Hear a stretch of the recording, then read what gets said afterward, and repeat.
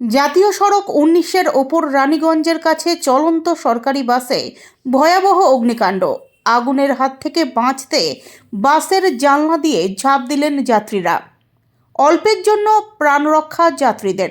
সোমবার বিকেলের পর জাতীয় সড়ক ১৯-এর ওপর রানীগঞ্জের কাছে চলন্ত একটি সরকারি বাসে ভয়াবহ অগ্নিকাণ্ডের ঘটনা ঘটে। আগুনে বাসটি সম্পূর্ণভাবে পুড়ে ছাই হয়ে যায়। তবে বাসে থাকা সমস্ত যাত্রী কোনো রকমে প্রাণ বাঁচিয়ে বাইরে বেরিয়ে আসতে সক্ষম হন।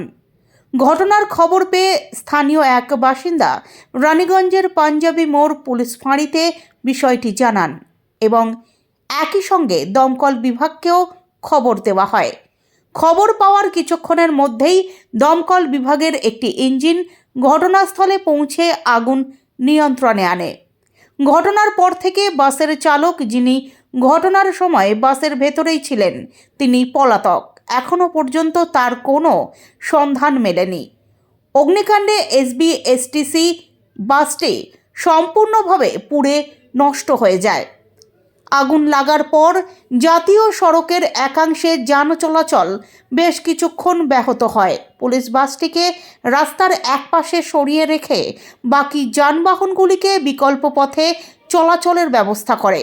পরে পুলিশি তৎপরতায় সমস্ত অবরোধ সরিয়ে পরিস্থিতি স্বাভাবিক করা হয়। দমকল বিভাগের প্রাথমিক অনুমান, শর্ট সার্কিটের কারণেই এই অগ্নিকাণ্ডের ঘটনা ঘটেছে। জানা গেছে, এসবি-এসটিসির এই বাসটি দুর্গাপুর থেকে আসানসোলের দিকে যাচ্ছিল। ওই বাসের পলাতক চালককে খুঁজছে পুলিশ। খবরটা পেলাম, সঙ্গে সঙ্গে এসে দেখছি আগুন ভোর করে আগুন। তখন আমরা আগুনে নিয়ন্ত্রণ করলাম আগে। এখন ড্যাম্পিং ডাউন চলছে আর কি। এখন তো ড্রাইভারকে খুঁজে পাওয়া যাচ্ছে না। এখন ড্রাইভার না এলে তো আমি বুঝতে পারছি। কতজন কি ছিল, কোনো যাত্রী যদি ভিতরে তো কাউকে পাইনি আমরা।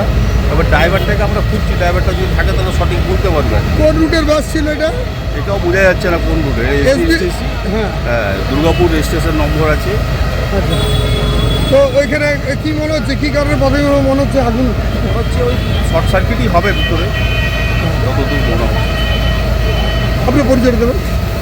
এমনি Sabab station officer, Raniganj fire station.